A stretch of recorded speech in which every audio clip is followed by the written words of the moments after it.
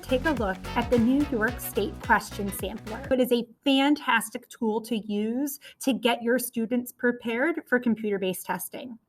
So let's take a look at what this website offers. If you scroll down, we have the Select Question Sampler where you can select your subject, ELA or math. I'm going to take a look at math, select my grade, and select which test. So we have samplers 1 through 3 and the equation editor sampler, which we'll take a look at in a minute. So starting with sampler 1, we see they give us options to change our language, some answer keys, and this is where you would have your students actually start the test so they can practice taking it. First, the accommodation screen is going to pop up. Now, you can select different accommodations, but you should only do this if your students have accommodations in their IEPs or 504 plans. On the day of the computer-based state test, you will not be able to toggle these on and off. They come preloaded for our students with those documents. Once you enter the test, it will walk you through a couple of different screens for how to use the tools and how to navigate through the online test. So first is the information area, which just shows you if you're online, to go back to the directions, to sign out or pause. The navigation area, which shows you how to review your test or to move in between test questions. The split screen controls, which is great, especially for ELA. When you have your passage and you have your questions, the students can put them side by side so they can read, go back to the questions, look for text evidence all at the same time without having to flip back and forth. We also have various test tools like zooming in, bookmarking a question if you want to go back to it, making a note to yourself if there's something that a kid notices and doesn't want to forget. There's also a highlighter, so you can highlight parts of questions, a line reader, so you can mask parts for focusing, answer eliminator, just like we would teach kids to cross out incorrect answers on a paper-based multiple choice test. Once you end the directions, the kid's ready to start the test. It comes up to the first released question. These are the available tools for the multiple choice. So for example, the one that I like to use and that I like to teach my students to use is the answer eliminator. So if they look here at these circles, they know it doesn't represent 2 plus 20. They can cross it out, unclick it to go back to select whichever correct answer they find. So let's say I scroll through, I answer a couple of questions, and then I go to review. I can see that I answered my first 3 questions, but didn't do any of the later ones.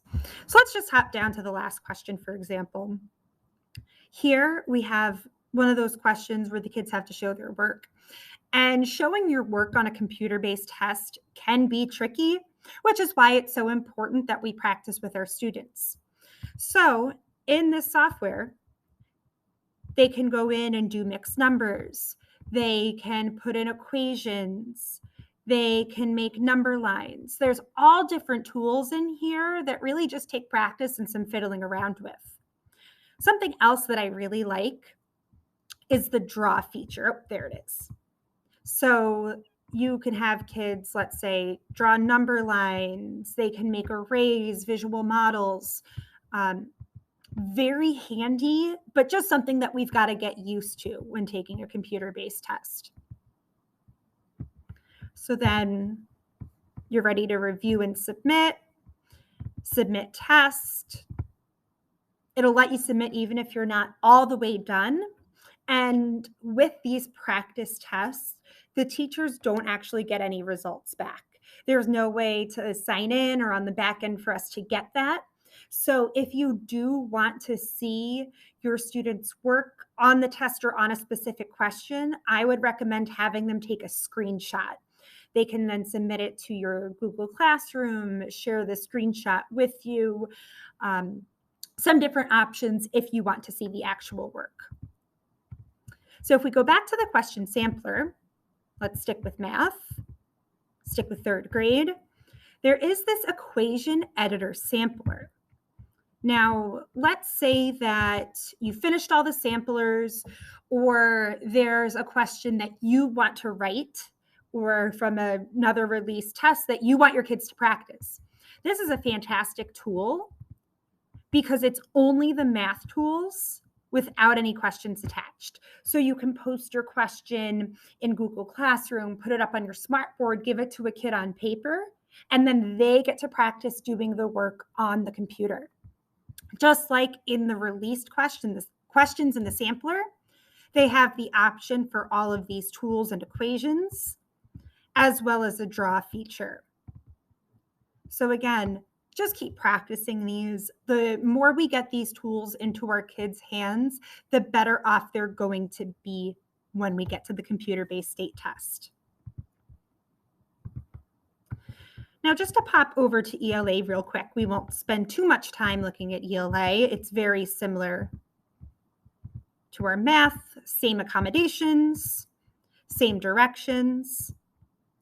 But just to show you here, this is what I was talking about, where the passage and the questions are split. So that way the kids can go through, they can look at the passage, keep the multiple choice up,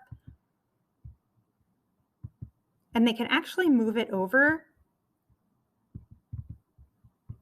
just to their preference for whatever they want to focus on, whatever they want to see. And then they can scroll through questions for the same passage. And at the end here, you'll see there's actually a written response that the kids can practice. And just like with the math, you have the option to give them this response box without the passage. So you can provide the passage, you can provide the questions, and just have the kids practice using the tools. So take some time, explore this website. You can use this to model with your kids how to use computer-based tests. You can give it to the kids to practice, use it in a station. There are a ton of different options for your classroom. So if you have any questions or want to run any ideas by me, please feel free to reach out. My email is ewood and the number 2 @btboces.org. Thank you so much for watching.